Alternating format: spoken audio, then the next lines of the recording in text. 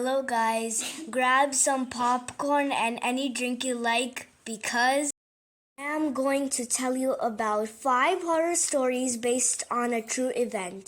Nightmare on Elm Street. No, there never was an actual child killer who was haunting teenagers in their dreams. The concept of Freddy Krueger came to A Nightmare on Elm Street director Wes Craven after he read an article about a boy who died in his sleep after suffering petrifying night terrors. I'd read an article in the LA Times about a family who had escaped the killing fields in Cambodia and managed to escape the US. He told Vulture in 2014 things were fine, and then suddenly the young son was having very disturbing nightmares. He told his parents he was afraid that he would sleep, the thing chasing him would get to him, so he tried staying awake for days at a time. Finally fell asleep. His parents thought this crisis was over. Then they heard screams in the middle of the night. By the time they got to him, he was dead. He died in the middle of a nightmare. Here was a youngster having a vision of a horror that everyone older was denying. That became the central line of A Nightmare on Elm Street. The Conjuring. Filmmakers took some creative liberties while making The Conjuring. The crux of the story is based on the real-life Roger and Carolyn Perron, who moved into 1677 Round Top Road in Rhode Island in 1971 and experienced some purported paranormal activities in the house. Paranormal investigators Ed Warren, a self-described demonologist, and his wife Lorraine Warren, a clairvoyant and medium, play a large part in the movie. They were not integral to the story of The Conjuring in real life. In fact, according to the Providence Journal, Roger Parent kicked them out of the house when they came by. The film is based on books written by Andrea Perron, the couple's oldest daughter who was old enough to remember the spooky happenings. Annabelle.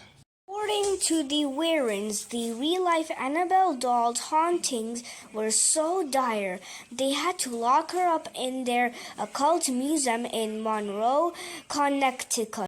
And though their stories were never corroborated, according to All That's Interesting, the paranormal investigators claim to have been summoned by a priest named Father Cook when two young women, Donna and Andy, wanted to perform an exorcism to get rid of the spirit of a dead 7-year-old girl named Annabelle Higgins who had inhabited in their doll. Up until then, Donna and Andy have been informed by a medium that Annabelle's spirit was benevolent and simply wanted to be loved and cared for, per All That's Interesting. On their arrival, however, the Warrens explained to the young woman that they had been ill-informed and that Annabelle was in search of a human host. The couple would go on to order an exorcism and later moved the doll to their occult museum, where she resides now. The Strangers. This Brian Bertino thriller is an amalgamation of 3 separate real-life events.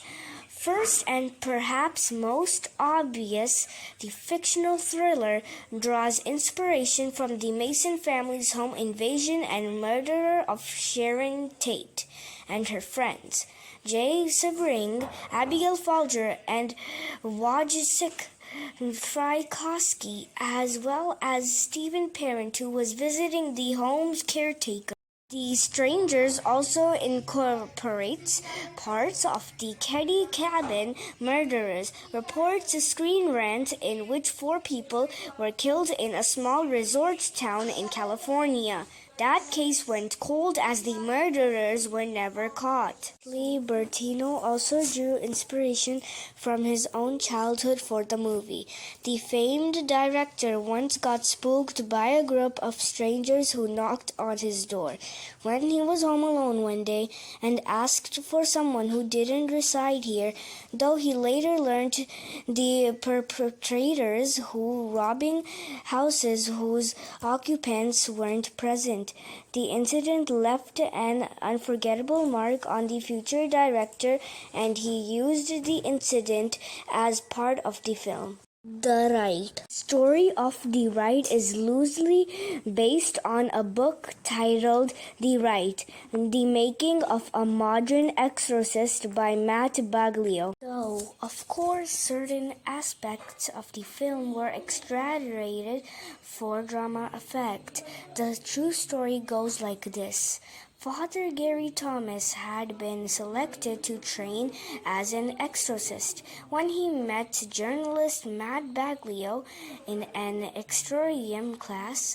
From there, Baglio followed the priest as he traveled Rome, performing his new duty. The real-life Reverend Thomas serves as director of the propedeutic year program at Star Patrick's Seminary and University in Menlo Park, California. This is the end of the video. Thanks for watching. Subscribe for more horror stories like this. Bye!